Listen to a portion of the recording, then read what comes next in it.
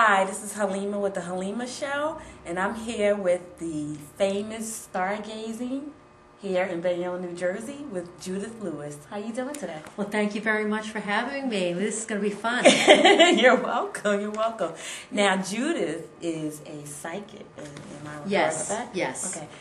Let me know what a psychic is. Well, it's sometimes I don't even want to say that because Really? people say, "Oh, why don't you hit the number, this and that?" Everyone has psychic ability. Okay. You have your physical senses, and you also have your psychic senses. Okay. A person who's psychic uses it more.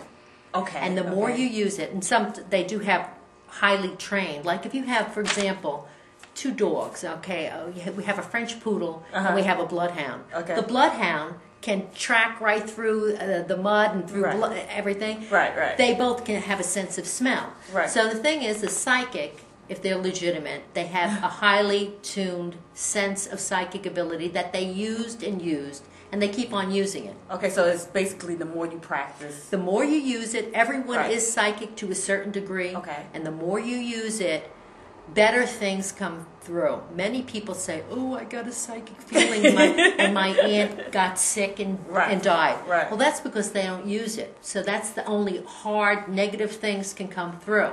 Oh, okay. But if they use it, then they'll start getting all these great inspirations and feelings coming through. And the happiest time is when there's a day that you know something and you don't know how you've known it, and you realize it was psychic. You think someone told it to you, and you're absolutely sure it's a feeling of knowing. Right. Without anything in the physical that has told you that. Nobody's giving you any information, and you just know. Gotcha. And it's a good feeling. Gotcha. Okay, so that's good to know. Now, tell me about your skills, your psychic skills and your abilities. Like, what do you specialize in? Ever since I was a child, and I was even like 5, 6, I can remember, I always wanted to tell people things about themselves. And I was like the dumb psychic in a certain way because I thought people were playing games. Like when I was a teenager, I used to tell people things, and they used to say it happened many times. Really? Like I tell my friends, "Don't go to this area tonight because you're going to get in really bad trouble. Don't do it." Right. And the next day they would call me a witch or a BIT. Oh my God. So I then after that I remember going a few times to weddings, and I would have the waitresses in the ladies' room talking to them, and just the need or the desire to talk to people about things. And then I realized they weren't just being nice to me, that there's something there. Okay, so speaking of which, you brought up that they used to call you witches. Yeah. How does witchcraft and warlocks and all those things tie into psychic? Witches are different. They're just practicing a religion. It's a religion of nature. Okay. And they can or cannot, some of them, they don't have to be psychic. Oh, okay. If they're working in the good magic, or they call it the white magic, they wouldn't put a spell on anyone. Okay. That is where I think religion and many of the Christianity will say, don't put spells on people, because if you use anything for negative, that's where the problem comes in. So psychics only deal with... So witches, there are plenty of witches, and they are a member of a pagan religion that was pre-Christianity, and some of the Christian and many of the Christian holidays correspond with the pagan holidays. Right. So they believe, and they believe in nature, and instead of just calling on God, they call on the god and goddess, because they think and they know that there is also a feminine part in everything. But I'm not a witch, and I'm just a person who has developed my psychic ability. I do read the tarot cards, I use astrology, and I have people coming back to me, and the proof's in the pudding. If they don't ever come back, then you know that you're not doing it right. Then I'm a problem. But I do have quite a few clients who, some of them I've never met. Wow. And you don't have to have met them. You don't even have to see them. Really? In order for it to work. Okay. Because it's not a physical thing, it's a psychic thing. And your psychic ability can work just as well across the universe, across the world, as it can face to face. Totally understand that. Now, what is the difference between a psychic tarot reading or astrologer. Okay. Like you said, you practice in all those. I do that, and I also have done seances. Mm-hmm. The difference is that anyone who studies the tarot can read the tarot. It is kind of in a book, and the symbolism of the cards means something. Okay. That too is pre-Christianity. Okay. And each one of the tarot cards has a meaning. So when you shuffle them, and if you know what they mean, you can read the tarot if you've studied. Okay. Now, psychic ability states that you can just pick up a deck of cards, it could be a regular deck or the tarot, and you will get those feelings without studying. Okay.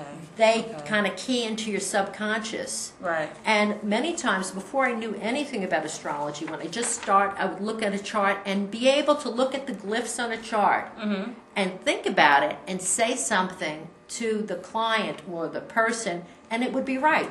Wow. So now, if you study, the more you study astrology, the more you study these things, the sharper you get. Gotcha. And more you key into it. Gotcha. Now, how long have you been reading for others? I've been reading for professionally over 20 years. Wow.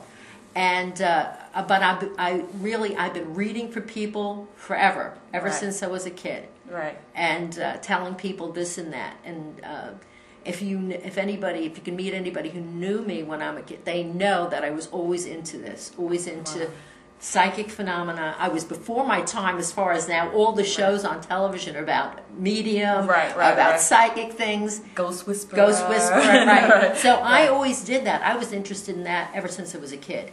And then I studied astrology and studied tarot. And for a while I taught tarot in the community education here in Bayonne.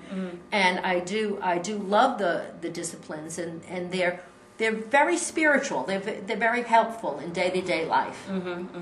So, how has that worked out for you? I mean, was your childhood bad because you had this gift? Like, did your parents approve of it, or I know you said some of the kids called you names. I think that everybody say it's a gift, but sometimes it was a curse. And even now, I would say that sometimes people who don't understand it, and thank you very much for the opportunity to explain to some people.